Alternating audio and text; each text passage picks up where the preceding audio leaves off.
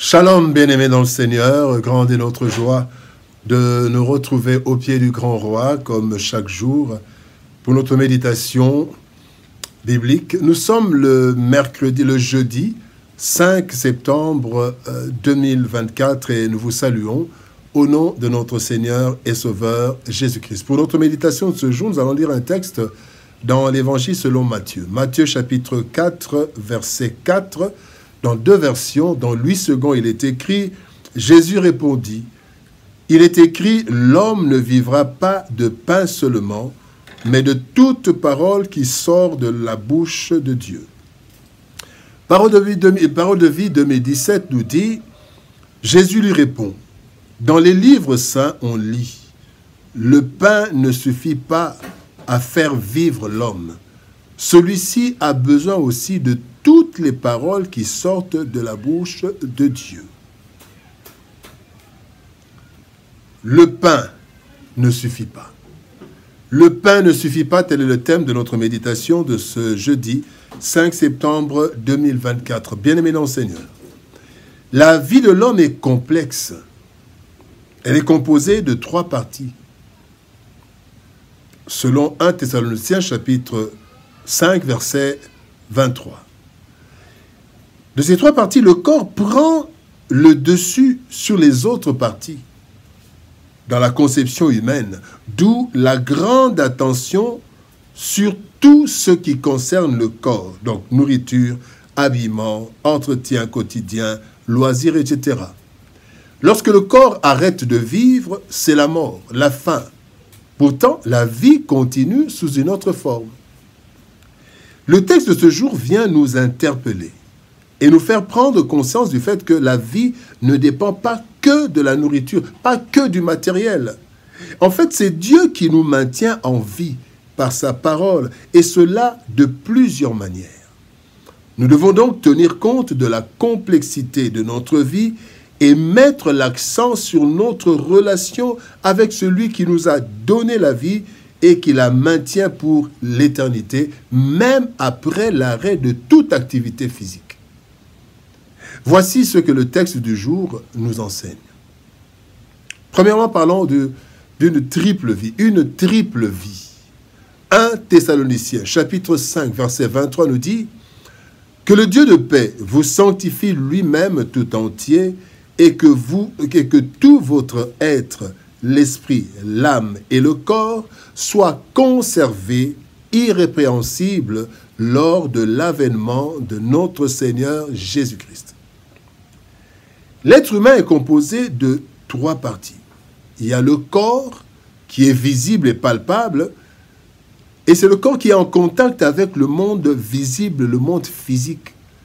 Le corps a une durée d'existence et vieillit avec le temps. Le corps arrête de fonctionner par la mort, de plusieurs façons.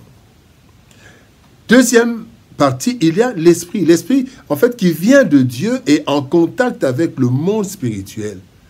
La séparation de l'esprit d'avec Dieu constitue la mort spirituelle. Celui qui n'a pas le Fils n'a pas la vie. La mort spirituelle sort de tous les vivants à cause du péché. Troisième partie, c'est l'âme. L'âme qui est le principe de vie, le siège des sentiments, de la pensée, de la volonté, de l'intelligence. C'est l'âme, en fait, qui fait vivre le corps. Puisque l'homme est plus marqué par ce qu'il voit et touche, 1 Samuel chapitre 16, verset 7, le Seigneur dit, l'homme regarde à ce qui frappe les yeux. Eh bien, puisqu'il est marqué par ce qu'il voit et touche, nous prenons plus soin de notre corps, car nous le voyons et voulons bien le présenter aux autres. Nous nous battons pour le faire manger, nous nous battons pour avoir des habits, pour avoir des biens, parce que nous considérons plus ce que nous voyons le corps. Deuxième point, bien-aimé, le visible tenu par l'invisible.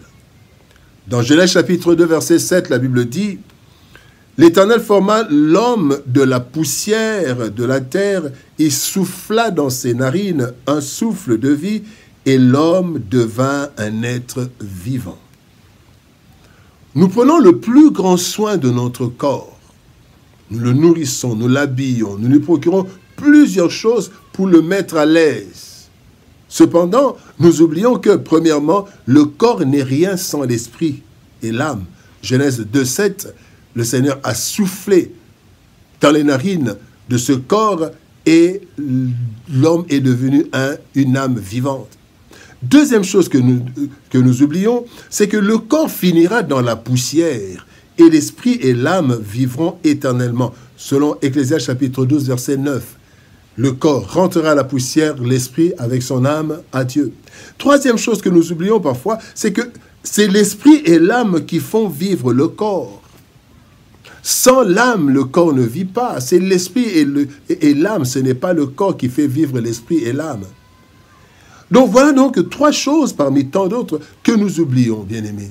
Et nous prenons soin de notre corps plus que de toute autre chose, plus que de l'âme, plus que de l'esprit. Nous croyons que nous vivons parce que nous avons une bonne santé. Or, ce n'est pas ça. Voilà pourquoi le troisième point, tout créé par sa parole. Tout a été créé par sa parole.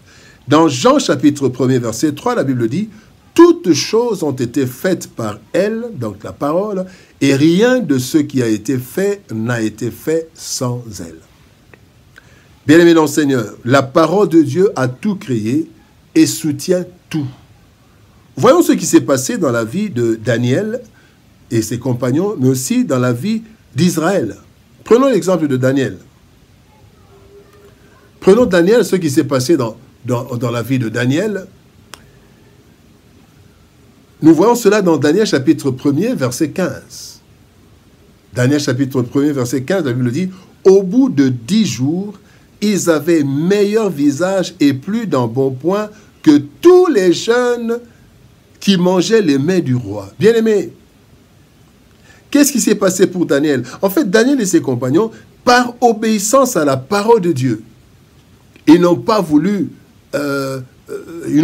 souiller leur vie, et par obéissance à la parole de Dieu, ils ont demandé à manger juste de l'eau et des légumes, chose qu'on prend pour le régime, mais ils ont eu une santé plus excellente que les autres, alors que leur nourriture n'était pas aussi nutritive que celle des autres. Au bout de 10 jours, la Bible dit, ils avaient meilleur visage et plus d'embonpoint que tous les jeunes qui mangeaient les mets du roi. Daniel 1,15. Et pour Israël, bien-aimé, la Bible nous dit dans Deutéronome chapitre 8, verset 30, verset 3, il t'a humilié, il t'a fait souffrir de la faim et il t'a nourri de la manne que tu ne connaissais pas et que tu n'avais pas connue de tes pères, afin de t'apprendre que l'homme ne vit pas de pain seulement.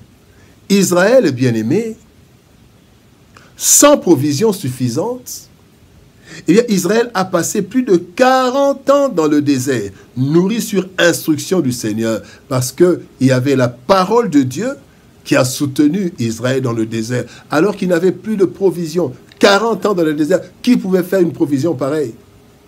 Bien-aimé dans le Seigneur, le pain ne suffit pas.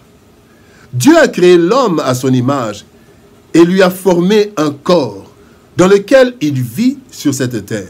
L'esprit et l'âme, les autres composantes de l'être, maintiennent en vie le corps, de sorte que lorsque le corps arrête de vivre, il retourne dans la terre et l'esprit avec l'âme rentre vers celui qui l'a donné. Ecclésiaste chapitre 12, verset 9. Nous ne devons donc pas nous concentrer uniquement sur la satisfaction physique de l'être, mais plutôt nous préoccuper de la volonté de Dieu, à notre égard, à travers sa parole, qui nous guide en toutes choses, car nous ne vivrons pas seulement de pain, mais de toute parole qui sort de la bouche de Dieu. Prions.